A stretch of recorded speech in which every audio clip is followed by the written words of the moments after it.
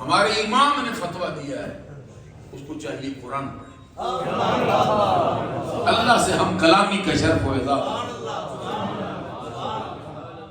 اب جنہوں نے یہ مسلسل پڑھا ہے، اٹھتے بیٹھتے چلتے پھرتے دن رات، گویا کہ ان کو رب سے ہم کلامی کا شرف حاصل۔ یہ قرآن پاک ایسی عظیم الشان کتاب ہے۔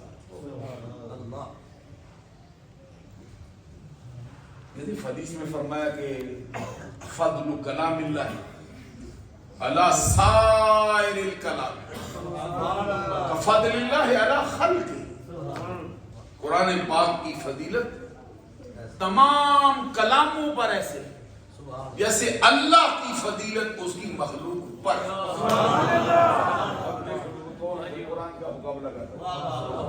جیسے اللہ کی فضیلت مخلوق پر، وہ برابری کا تصور ہے؟ وہ زمین و آسمان کی قید لگائی جاتی اتنا ہو سکتا ہے؟ کوئی بڑے سے بڑا ہو جائے اللہ کا مقابل کیسے؟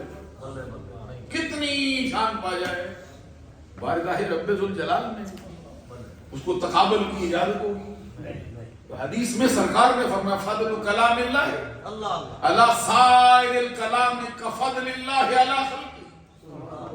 اللہ کے کلام کی فضیلت تمام کلاموں پر ایسے ہے جیسے اللہ کی فضیلت اس کی مخلوق۔ یہ مخلوق کا خالق کا کوئی تقابل نہیں۔ اس طرح کائنات کے کسی علم کا، یہ جو کوئی بھی علم ہو، ویسے تو آپ کو معلوم ہے کہ علم جو ہے نا اس کا مرتبہ عمل سے زیادہ ہے۔ غور فرمائیے، علم جو ہے اس کا مرتبہ عبادت سے زیادہ ہے۔ غور نہیں فرمایا آپ؟ تو بندے کی جو تخلیق ہے اس کا مقصد کیا ہے؟ عبادت ہے۔ وما خلقت الجن والانس الا لیعبدون، یہ بندے کی تخلیق ہے، قرآن کی نفس نواز۔ جب نصوصات قطعیہ جن کی دلالت بھی قطعی ہو، پھر کلام انسان کیسے کر سکتا؟ یہ فرمایا کہ انسان کی پیدائش کا کیا مقصد ہے؟ الا لیعبدون، عبادت کے لیے پیدا ہوا۔ اب جس کے لیے پیدا ہوا علم اس سے افضل علم کیا ہے؟ کوئی بھی چھوٹے سے چھوٹا بھی علم جس سے انسانیت کو فائدہ ہو۔ ویسے تو علم داتا گنج بخش حجویری رضی اللہ تعالیٰ نے علم کا باب مانا، اس میں کلام بہت کمال کا علم ہے۔ وہ فرماتے ہیں جو عبادت ہے، جو عمل ہے، وہ بندے کی صفت، جو علم ہے وہ اللہ کی صفت۔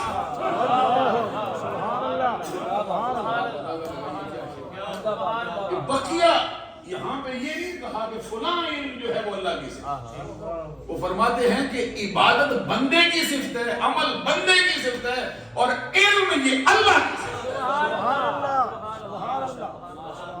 علم والوں کا اور عبادت والوں کا موازنہ ہو، کوئی اس کا جوڑ ہوتا ہے۔ ایک حدیث میں تو سرکار نے فرمایا، پھر سوال ہو العالم افضل بالعابد، العابد افضل بالعالم۔ آقا ذرا اس راز سے پردہ اٹھا دو، عالم افضل ہے یا عابد شب زندہ دار؟ جب سوال ہوا تو حدیث میں فرمایا فتبسم علیہ السلام، یہ نبی اکرم صلی اللہ علیہ وسلم نے خود تبسم، جس میں تصور میں منظر لاؤ کہ تبسم مصطفیٰ کا حال کیا ہے۔ صرف مسجد نبی کے در و دیوار روشن ہوتے ہیں، صرف حضرت عائشہ کی گمی سوئیاں ملتی ہیں، نہیں زمانے میں کہکشاں۔ جو دن کو روزہ رکھیں، ساری رات شب بیداری کریں، قائم اللیل صائم الدہر، 70,000 عابد ایک طرف ہوں، میرے دین کا عالم پھر بھی یہ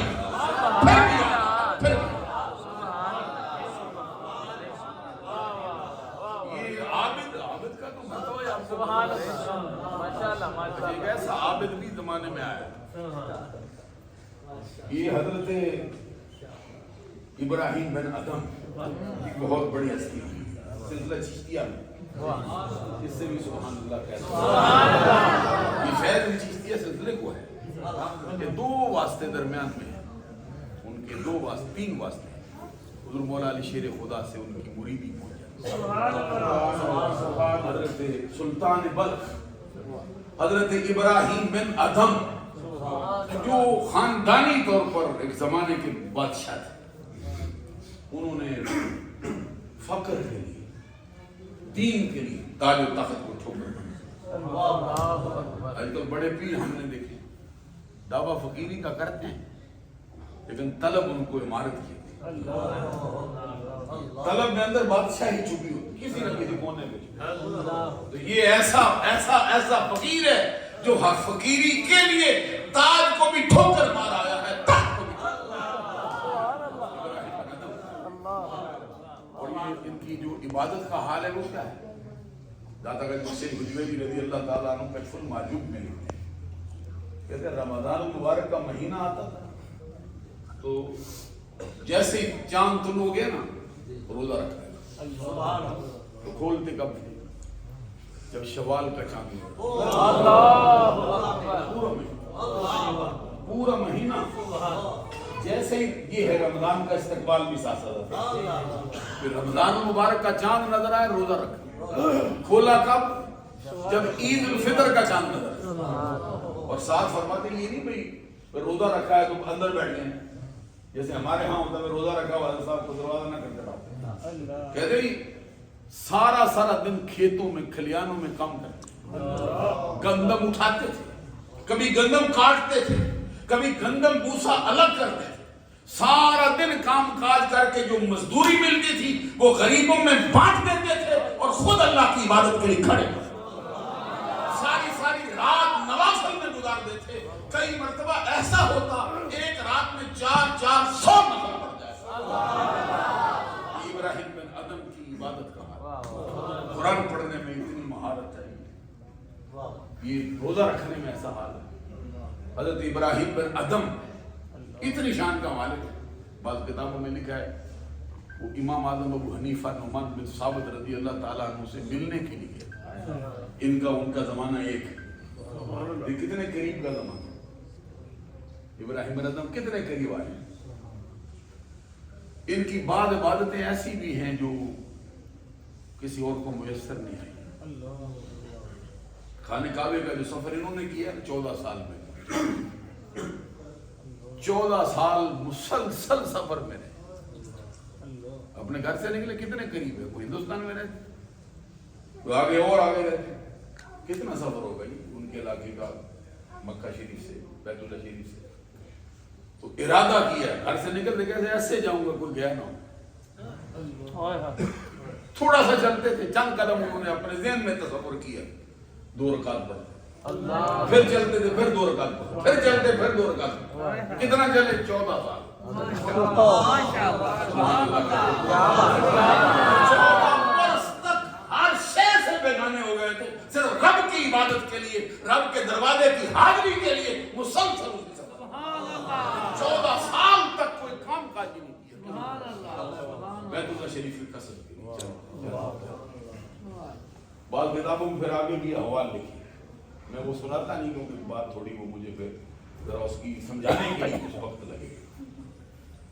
तो ये इब्राहिम बिन अदम इमाम आदम अबू हनीफा नुमान बिन साबित की ज़ियारत के लिए गए रज़ी अल्लाह ताला। जब इमाम साहब को पता चला इब्राहिम बिन अदम आता है तो आगे इमाम वहां तो सैकड़ों करोड़ों औलिया जो हैं वो उनकी तकलीद का पटा अपने गले में डाले बैठे।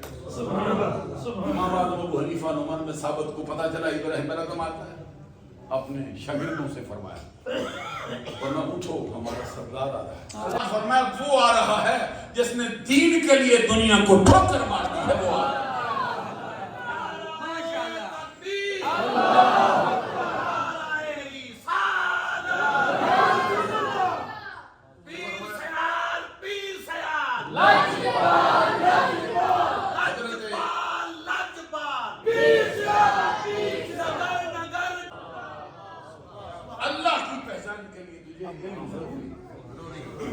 और फिर ये भी हजरत इमाम शाफी का फरमान,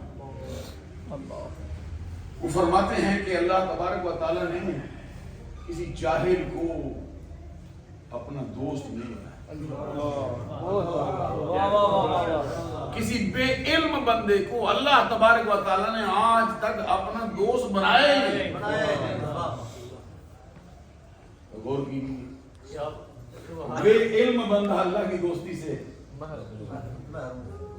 اور یہ حدیث کے اندر ایک جملہ اور بھی آیا، کہتے ہیں کہ اللہ تعالیٰ جب کسی بندے سے محبت کرنے لگے پھر اس کو دوست بنا لیتا ہے، اور میں ہاں بناتا ہے، لیکن پہلے نہیں، بعد میں بناتا ہے۔ پہلے کیا کرتا ہے؟ کہتے ہیں پہلے علم سے اس کا سینہ بنتا ہے۔ حدیث کے الفاظ ہیں اذا حب اللہ عبدا علمہ من غیر تعلم، اللہ جب کسی بندے کو محبوب بنائے اسے تعلیم اور معاملات سے اللہ بے نیاز کر کے براہ راست اس کے سینے میں علم پہلے بڑھتا ہے، محبوبیت بعد میں دیتا ہے۔ اس راز کو کھولنے کے لیے یہ بہت بڑی حضرت جنید بغدادی، جنید سے کوئی اس کے جنید کا جو مشرب ہے اس سے آگاہی کرنا، آگاہی حاصل کرنا اور اس کو سچا جان لینا، یہ ولایت کی سیڑھی۔ میں نے یہ کہا کہ جو جنید کا مشرب ہے، جنید بغدادی کا جو مشرب ہے، جو طریق ہے نا اس کا، وہ خود کہتے ہیں جس نے اس کو پہچان حاصل کی نا اور اس کو مان لیا، سمجھو وہ ولایت کی پہلی سیڑھی چڑھ گیا، اتنا شان ہے، وہ خود کہتے ہیں۔ اور اعلی حضرت فتاوی رضویہ میں ان کا جملہ نقل کرتے ہیں، التصدیق لطریقتنا ولایت۔ سبحان اللہ، یہ کہنے والی بات ہے، التصدیق لطریقتنا ولایت۔ جنید بغدادی کہتے ہیں ہمارے راستے کو جس نے سچا جان لیا، اس کی تصدیق کر لی، سمجھ لو وہ ولایت کی سیڑھی چڑھ گیا۔